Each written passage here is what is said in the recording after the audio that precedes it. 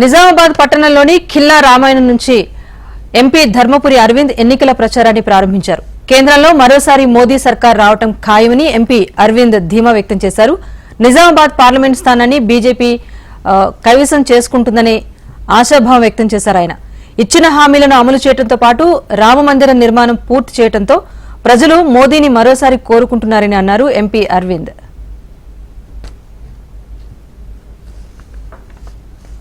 మనం నిజామాబాద్ పార్లమెంటు నియోజకవర్గ ఎన్నికల క్యాంపెయిన్ మనం కిల్లా రామ్ మందిర్ నుంచి మొదలు పెట్టుకుంటా ఉన్నాము. వివిధ కార్యక్రమాలు ఇవాళ నుంచి మొదలవుతాయి.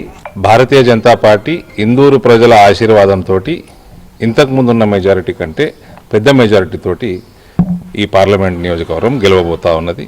రాముడి ఆశీర్వాదంతో మెజారిటీ పెరుగుతుంది.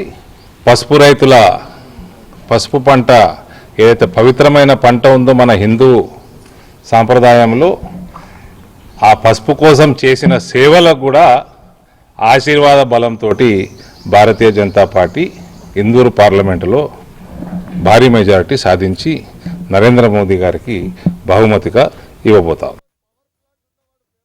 మనం నిజామాబాద్ పార్లమెంటు